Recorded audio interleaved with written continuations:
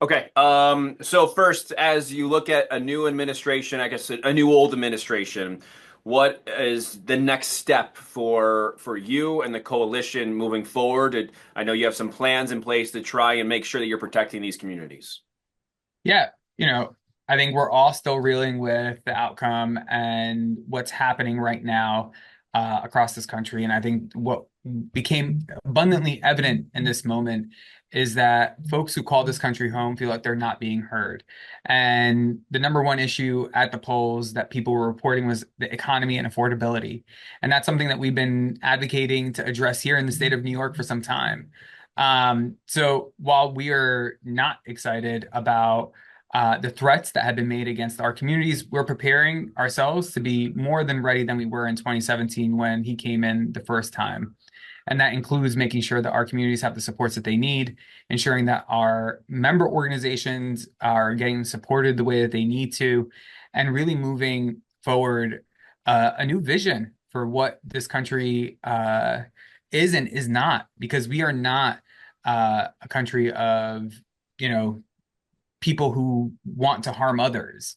That's just not who we are. And especially in a state like New York, one thing that makes all New Yorkers unique is our unity, regardless of what happens politically and how we show up for each other. And this is an opportunity and a moment for all New Yorkers to really come together and ensure that we're defending who we are as a state and really protecting our communities across New York to ensure that they have the support and resources that they need to continue to live here and thrive here.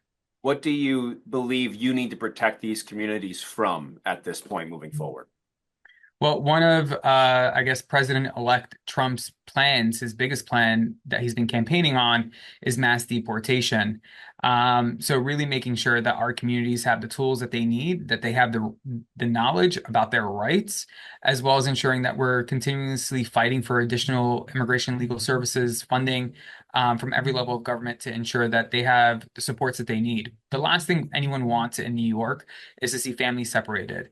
The last thing we want to see is a kid being left at school because their parents were picked up at some point during the day, and then that becoming an issue with the state. So we want to make sure that people know what their rights are, that they're doing the plan that they need to, as well as ensuring that they have the supports that they need. And then really making sure that any unconstitutional or unlawful rules that get put in place get challenged immediately, and not just fighting and protesting in the streets, which we're definitely going to be doing, but ensuring that we're actually not just being in the streets and in the halls of power in the state capitol or in DC, but really making sure that we go all the way to the courts as we did previously, where we even won at the Supreme Court. So making sure that we continue to hold the line on ensuring we're protecting our U.S. Constitution. Yeah, where do you see the Constitution coming into play? You mentioned there's been past cases, but in these cases moving forward, what does that look like? Where could rights be infringed? Yeah, well, we have this thing in the United States called civil liberties, and everyone has them regardless of immigration status, as well as our rights that are protected within the US Constitution. Due process is a huge one, and ensuring that people have the ability to go through due process, making sure that people have that they understand what is happening, that the processes that are already in place, that are put in place by law, are adhered to, and that we continue to ensure that regardless whichever administration it is, if they're going to create harm for our communities and do it in a nefarious way, we're going to step up and fight back. And you've mentioned this before that you were also, I mean, no matter, obviously, different administration provides different challenges, but even some of the things proposed by the Biden-Harris administration and Harris's campaign were some things that concerned you. I guess when you look at this holistically, I guess how much of this can be addressed now? I guess in terms of the party, if you will, what does a party need to do to better support these individuals and in terms of their message moving forward? I think at the end of the day, we said this even before the election results were announced, regardless of who was going to win, we were going to have a fight ahead of us.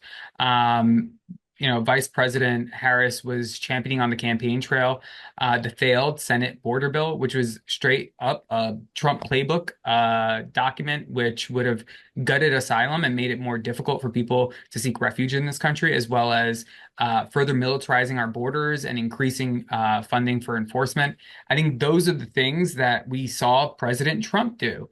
And instead of having a forward-facing vision for this country, they really want to lean into being more punitive across the board. And I think even with Trump's campaign promises that we have been hearing him say for the past several months, they're all detrimental to our communities, including the plan that Vice President Harris was championing on the campaign trail. So in this moment, our goal right now is to ensure that our communities are getting the support that they need today and preparing them for what's to come, as well as ensuring that their rights are upheld, regardless of what level of government really tries to harm them. Is there anything executive action wise Biden Harris can do between now and the end of his administration to help get ahead of whatever Donald Trump would do? Well, the first thing they can do is undo some of the policies that they just recently announced, like not renewing parole for those who came in on the Cuban, Nicaraguan, Haitian, and Venezuelan program, which are folks who did not go to the southern border. These are people who were sponsored and their family members and friends were able to bring them into the country, and they received 2 years worth of parole. And the Biden administration just announced that they're not renewing it for those people. I think that is incredibly a bad move. And the Biden administration has also been apprehensive about designating and redesignating temporary protected status, which has protected hundreds of thousands of people who call the U.S. home and their status here for some time. So making sure that they're using every tool in their toolbox right now to protect immigrant communities, regardless of the bad decisions that they've made in the past 2 years. Clearly, the messaging by the Republican Party, mainly in terms of immigration, was the people that weren't even in the border, people that were miles, hundreds and thousands of miles away. The border was a big concern for them in this election, in this campaign, whether that was public safety, jobs, what have you. What is your message to those individuals that message resonated with them? What is your message to them now in terms of how you think you can change their mind or that narrative here in this time? The longest tale told in this country is that, and regardless of which wave of immigration it has been, is that immigrants are coming to take something away from people. And that happened historically throughout history. And you can look this up if you'd like to. It happened with the Irish, it happened with the Italians, it happened with the Dutch, it happened with everyone. And I think in this moment, it's really unfortunate that it's gotten this severe in the country in this moment, where people who are literally seeking refuge and safety in this country, in large part due to our foreign policy that negatively impacts their home countries where they have to flee, we are in this position having to address some of these concerns that people have. Poverty is a policy choice. And the people who have the power to change that are those who are elected into office. And it's really important that we know who is at fault and who is not at fault.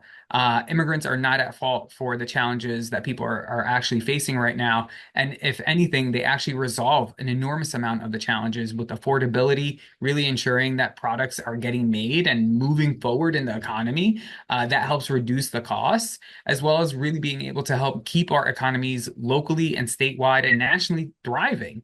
Earlier this year, the Congressional Budget Office released a report on their own saying that because of the increase in immigration, we're going to see a net positive of $7 trillion in our GDP. That's unheard of. That is amazing. That is what continues to move our country forward. So I want to ensure that all New Yorkers who are hearing this understand that we have all come here from somewhere else.